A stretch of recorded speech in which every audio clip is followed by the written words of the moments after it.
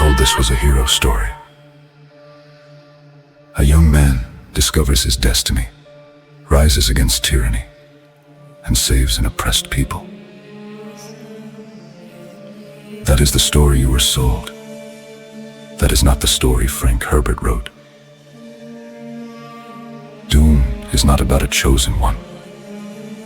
Dune is a warning about what happens when a civilization needs one so desperately that they will destroy themselves to create him.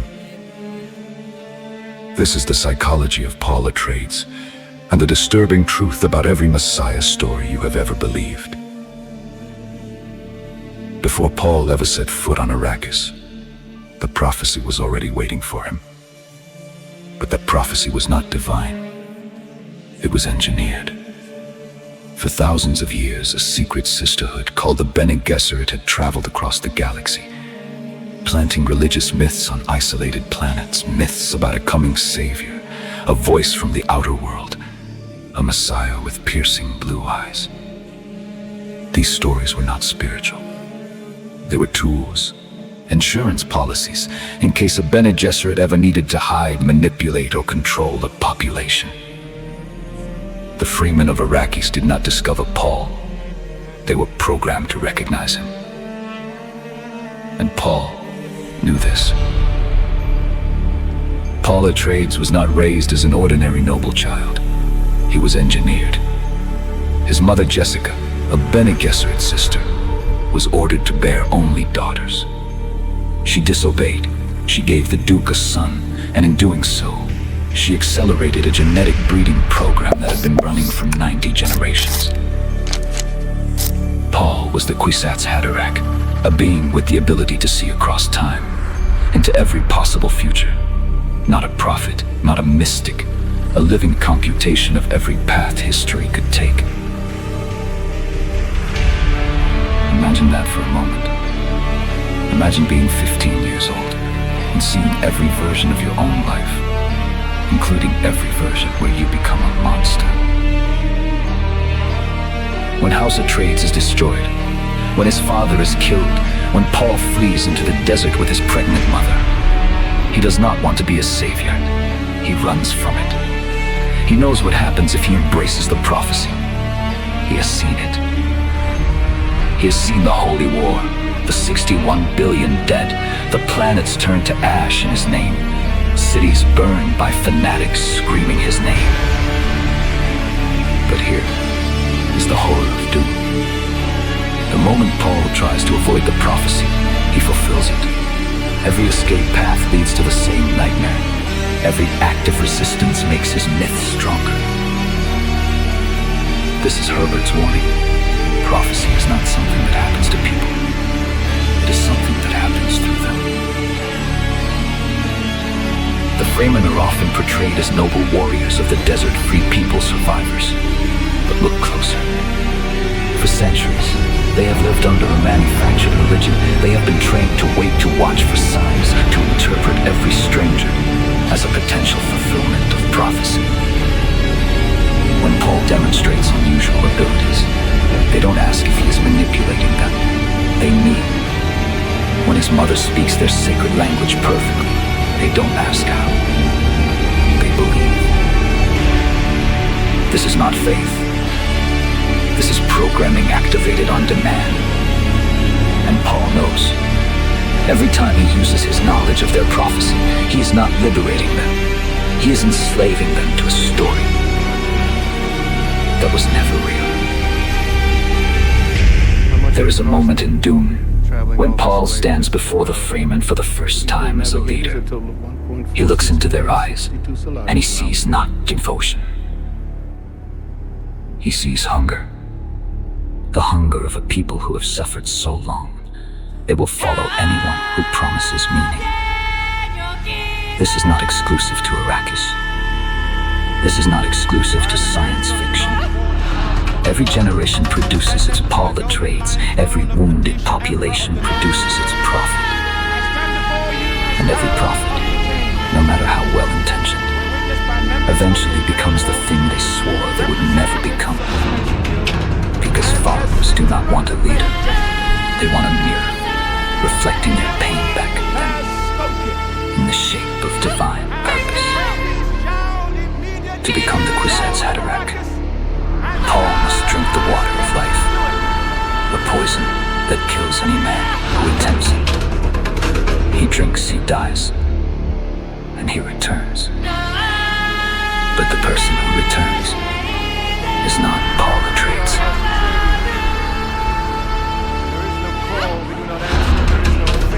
The boy is gone. The Emperor asks us to bring peace. The son of a duke. The child who loved his father. The young man who could have chosen kindness is dead. What remains is something older, colder. A being who sees all futures at once and no longer feels the weight of any single life. The Messiah is not born. He is manufactured through the death of the human underneath. This is the price of prophecy. You cannot fulfill it and remain yourself. In Dune, Messiah, the sequel most fans avoid, Herbert reveals what happens after victory. Paul sits on the throne of the Empire. He is worshipped as a god. And the holy war he tried to prevent has killed 61 billion people across the galaxy. Cities have been sterilized, cultures erased, planets scorched. All in the name of the Messiah who never wanted this. And here is what makes it worse. Paul cannot stop it. He is no longer in control of the myth. The myth is in control of him. This is why Herbert wrote Dune, not as a hero's journey, but as a warning about hero worship itself. You might be thinking, this is just a story, an old science fiction novel from 1965. But look around you. Every generation produces its messiahs. Politicians who promise salvation, billionaires who promise transcendence, influencers who promise meaning, movements that promise purpose.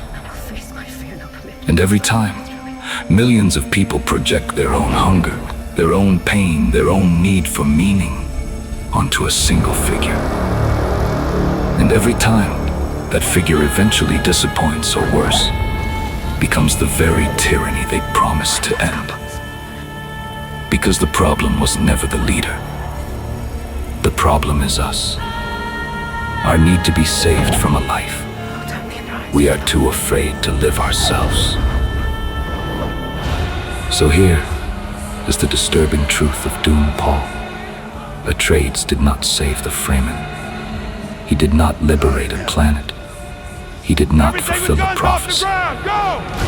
He confirmed what humanity refuses to understand about itself. That we would rather worship a monster than face the silence of a universe with no meaning. That we would rather crown a Messiah than take responsibility for our own lives. Frank Herbert did not write Dune to give you a hero. He wrote it to ask you a question. If a Messiah came for you tomorrow, would you follow him because he was right? Or because you were tired of thinking for yourself? File closed.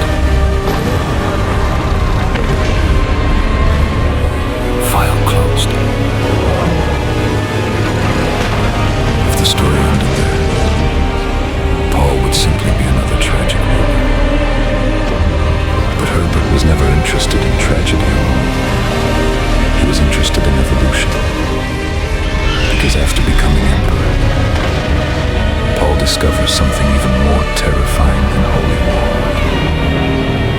He discovers that humanity itself is doomed.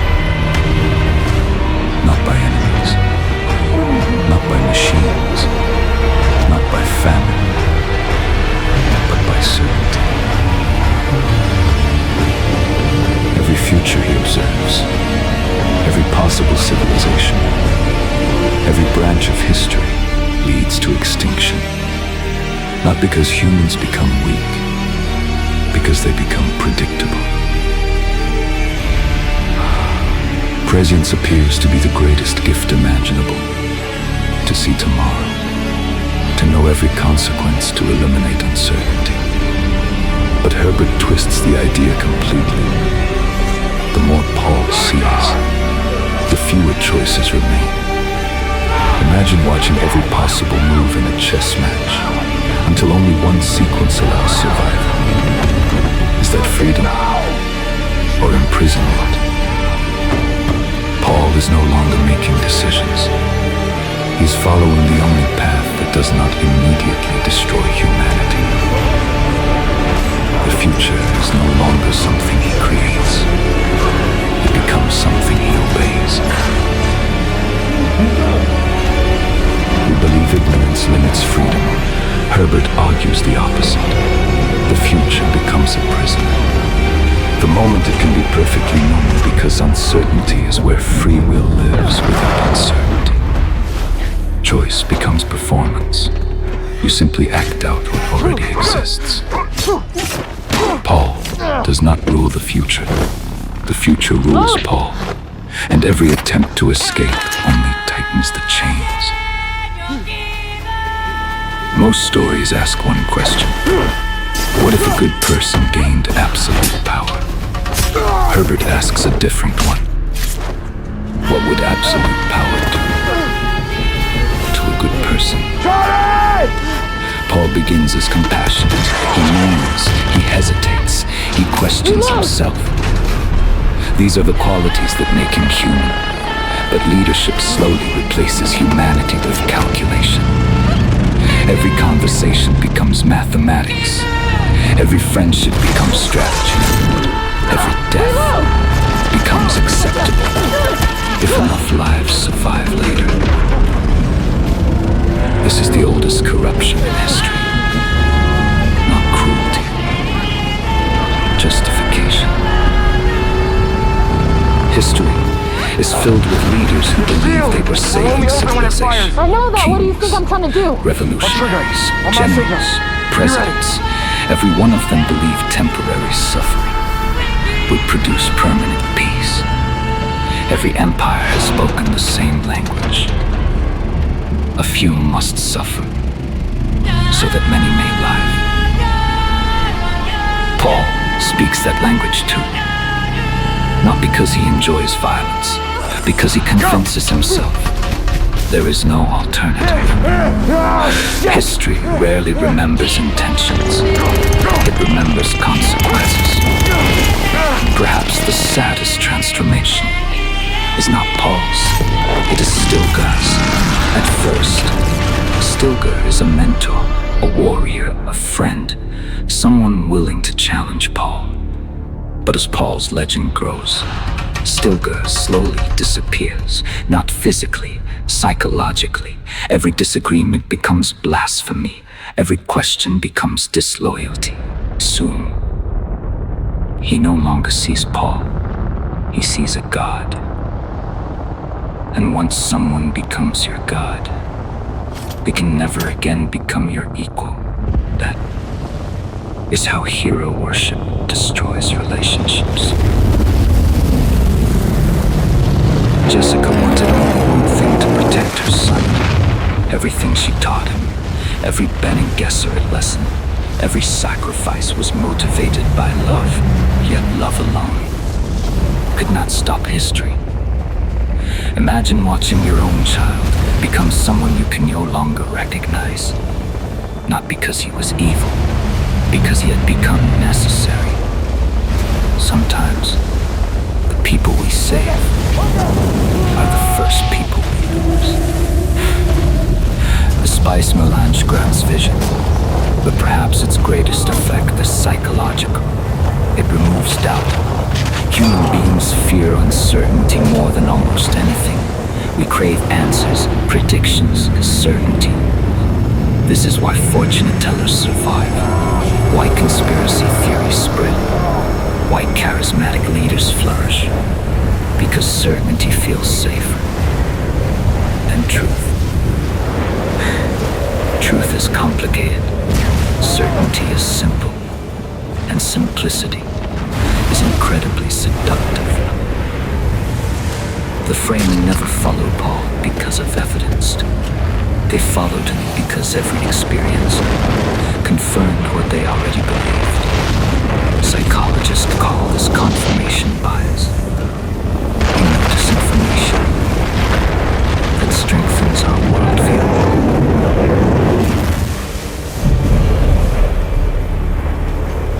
They ignore information that threatens it.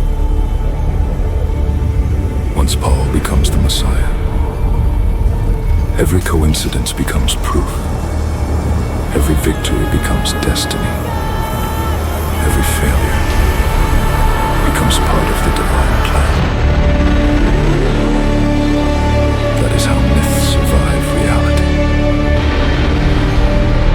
Eventually, Paul is no longer allowed to be human. He cannot hesitate. He cannot doubt. He cannot grieve publicly. Because symbols are not permitted weaknesses. The moment society transforms someone into an icon, it quietly murders the person underneath. We have seen this countless times. Celebrities, political leaders, religious figures, revolutionaries. The public no longer wants authenticity. They demand perfection, and perfection requires performance. Perhaps Herbert's greatest warning has nothing to do with space, nothing to do with prophecy, nothing to do with Arrakis.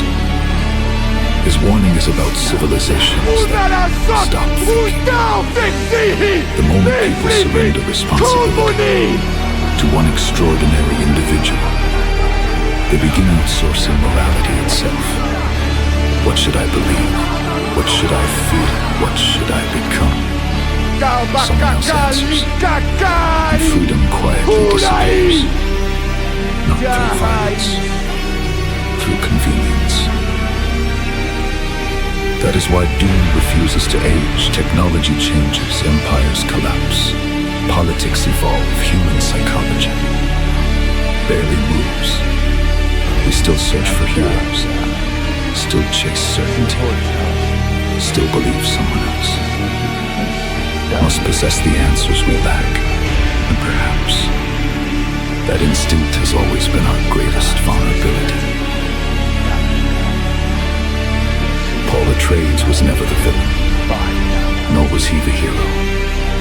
He was something far more unsettling, a mirror, one reflecting humanity's oldest desire, not to become wiser, not to become stronger, but to surrender the burden of choosing our own path. Maybe Herbert understood